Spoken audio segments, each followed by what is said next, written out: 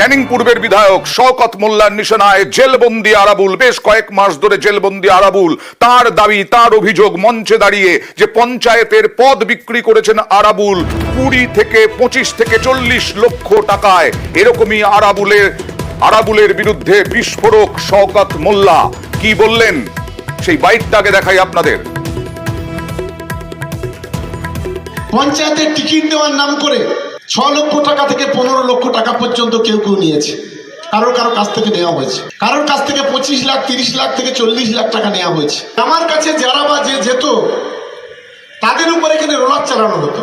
ওখানে একজন প্রধান আছে, তার স্বামীর নাম খয়রুল, তার মার্ডার করার জন্য 18 লক্ষ টাকা লেনদেন হয়েছে। আরাবুল করেছে, আরাবুলেই এই ঘটনার মূল নায়ক। চলে যাবো সরাসরি প্রতিনিধি আবিরের কাছে। আবির, শওকত মোল্লা এবং আরাবুলের কোট আনকোট সুসম্পর্ক নিয়ে প্রচুর আলোচনা হয়েছে। এই আরাবুল এখন জেলে, শওকত মোল্লা যে এই রকম ভাবে আক্রমণ করছেন আরাবুল ইসলামকে, তার মানে কি আরাবুলকে সেরকম ভাবে গুরুত্ব দিতে রাজি নয় তৃণমূল কংগ্রেস? আর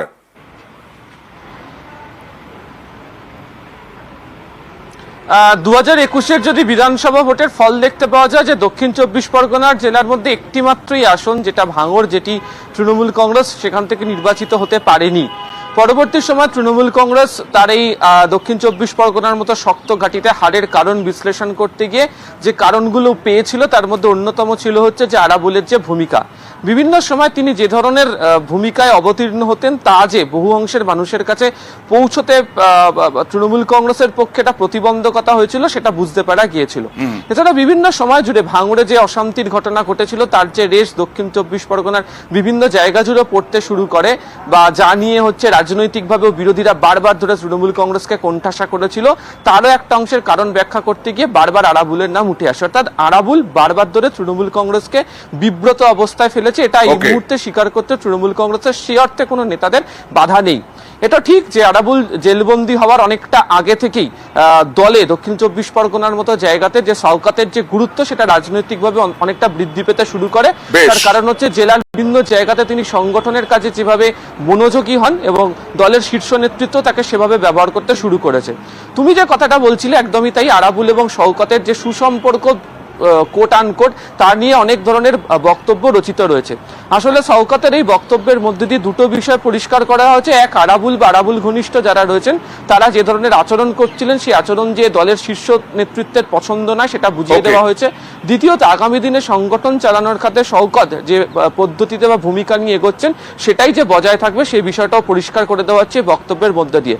ফলে জেলবন্দি হওয়ার পর আরাবুলের যে ভূমিকা সে কারণেই এভাবে প্রকাশ্য মঞ্চ থেকে সমালোচনা করতে মঞ্চ থেকে নয়, একেবারে তারপরে সাংবাদিকদের সামনে এসেও নিশানাতেই আরাবুলের ওপরেই নিশানা শওকত মোল্লার। যে তথ্য সামনে এসছে নিশ্চিতভাবে প্রত্যেকটাতে কোয়ারি হবে এবং প্রত্যেকটাতে পরবর্তীকালে সেগুলো কোয়ারি করে তার বিরুদ্ধে যাদের ব্যবস্থা নেওয়া যেগুলো আমাদের অজানা ছিল, অনেক তথ্য আমাদের সামনে এসছে, সেগুলির সময় মতো আমরা জনসমক্ষে তুলে ধরবো। এবার চলে যাব অন্য খবর। এই কয়েকদিন আগে একেবারে রথতলার মোড়ে, বেলঘড়িয়া রথতলার মোড়ে পানিহাটির ব্যবসায়ীকে গুলি, তারপরে ফোন, হুমকি ফোন, আবার বারাকপুরের এক নামি বিরিয়ানি দোকানের মালিকের ছেলেকে হুমকি ফোন, প্রচুর টাকা চাওয়ার হুমকি, 20 লক্ষ টাকা তোলা চেয়ে হুমকি ফোন। কথা বলবো প্রতিনিধি অরুণের সঙ্গে। অরুণ, এই নামি বিরিয়ানির দোকানে গুলি চলেছিল বেশ কয়েক মাস আগে। বারবার এই বিরিয়ানি দোকান কেন টার্গেট হচ্ছে, কি জানা যাচ্ছে? দেখো, 2021 সালেও কিন্তু এই বিরিয়ানি দোকানের ভর দুপুরবেলায় কিন্তু গুলি চলেছিল। আজ গতকাল রাত্রিবেলায় যখন এই ব্যবসায়ী সে একটা মধ্যমগ্রামে নতুন দোকান খোলে, সেখান থেকে যখন রাত্রি 1টার সময় বাড়ি ফিরছিল তখন দুজন মোটরসাইকেল করে তার পেছন নেয়। একেবারে ব্যারাকপুর পর্যন্ত তার দুটো বাড়ি আছে। একটা বাড়ির দিকে কিন্তু একজন মোটরসাইকেল নিয়ে চলে যায়, আরেকটা বাড়ির দিকে তাকে ফলো করতে থাকে। তখন কিন্তু সেই ব্যবসায়ী ভীষণভাবে ভয় পেয়ে যায়। সে বুঝতে পারে তাকে কোনো লক্ষ্য করে কিছু করতে চাইছে। তখন সে পুলিশের দ্বারস্থ হয়। রাত্রিবেলায় যে সমস্ত পুলিশরা ডিউটি থাকে তাদের সাহায্য নেয়। তারপর কিন্তু সেখান থেকে দুষ্কৃতীরা পালিয়ে যায়। এরপর আমরা দেখতে রয়েছে অয়নদা, দীর্ঘদিন ধরে তাকে ফোনে হুমকি দেওয়া হচ্ছে আচ্ছা। টাকা দিয়ে দেওয়ার জন্য, আবার বলছে ফোনে, আবার মেসেজ পাঠাচ্ছে বিভিন্ন ফোন থেকে, এই ফোনগুলো অজয় আসছে মণ্ডলকে আবার যারা হুমকি ফোন দিচ্ছিল তারাই কি এই গ্যাংয়ের সঙ্গে যুক্ত, কিছু জানা যাচ্ছে? হ্যাঁ দেখো, আমরা যে ব্যবসায়ীকে আক্রমণ মানে এই ধরনের ফোন করা হচ্ছে, তিনি কিন্তু জানাচ্ছেন যে ধরনের ভাবে হুমকি অজয় মণ্ডলকে দেওয়া হয়েছিল কিছুদিন আগে, একইভাবে ফোন করা হচ্ছে, তাকে বলছে যে তোমার কোনো ভয় নেই, কিছু হবে না, তুমি সামনে এসো। আরেকটা আরেকটা কথা হচ্ছে যে ব্যারাকপুর কোর্টে যখন আসামিদের নিয়ে আসা হচ্ছে, এই বিরিয়ানি মালিককে বলা হচ্ছে আপনি এখানে আসুন, আপনাকে দেখব, সে কিন্তু পুলিশের দ্বারস্থ হয়, পুলিশ সাদা পোশাকে তার সঙ্গে যায়, কিন্তু আসামিরা তাদের শনাক্ত করেনি বা তার সঙ্গে দেখা করেনি, এইভাবে কিন্তু তাকে হুমকি দিচ্ছে, তার ব্যবসা বন্ধ হয়ে গেছে। সে রীতিমতো আতঙ্ক। এই নামি বিরিয়ানি দোকানের মালিক দেখুন।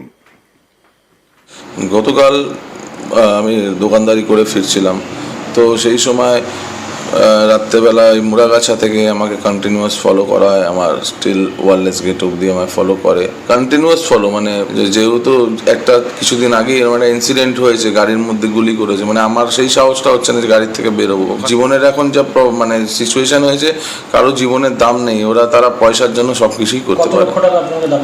আমায় 20 লাখ টাকার দাবি করেছিল, 3, 4, 5 রকমের নাম্বার আছে, ফোন করছে যারা, ঠিক আছে। তো হ্যাঁ, আমরা মানে রীতিমতন বাড়ির লোকরা টেন্সড, বাবা মা রাত্রেবেলা কান্নাকাটি করছে, বউ কান্নাকাটি করছে, আমার বাচ্চারা কান্নাকাটি করছে, তো আমরা এইভাবে আমি নার্ভাস হয়ে যাচ্ছি।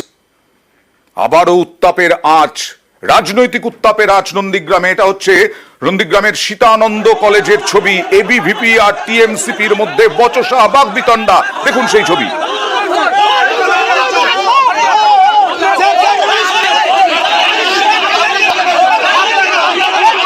পুলিশের সামনেই বাগবিতণ্ডা।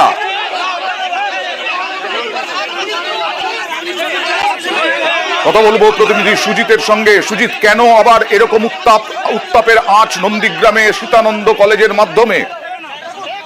নন্দীগ্রামের কলেজেরও দুপক্ষই চাইছে তাদের যাতে ক্ষমতা দেখানো, সেখানে কিনা তৃণমূল বিজেপির ছাত্র সংগঠন আসরে নেমেছে এবং প্রায় দিনই গন্ডগোল চলছে। কিন্তু আজকে যেটা হলো, সেখানে কিনা রীতিমতো দুপক্ষের মধ্যে বচসা এবং হাতাহাতি পর্যন্ত হয়েছে বলে অভিযোগ।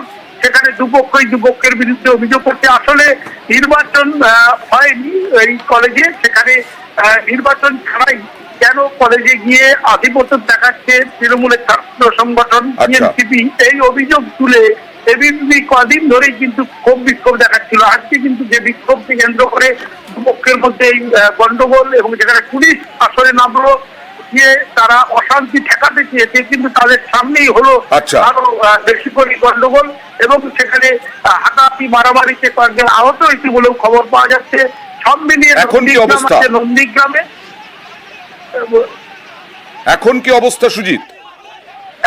যেখানে দুপক্ষই অভিযোগ করছে যে মারধরের ঘটনায় তাদের সদস্যরা অর্থাৎ নেতারা আহত হয়েছেন, ছাত্র নেতারা, সেখানে পাল্টা অভিযোগ করছে, দাবিও করা হচ্ছে পাল্টা দাবি।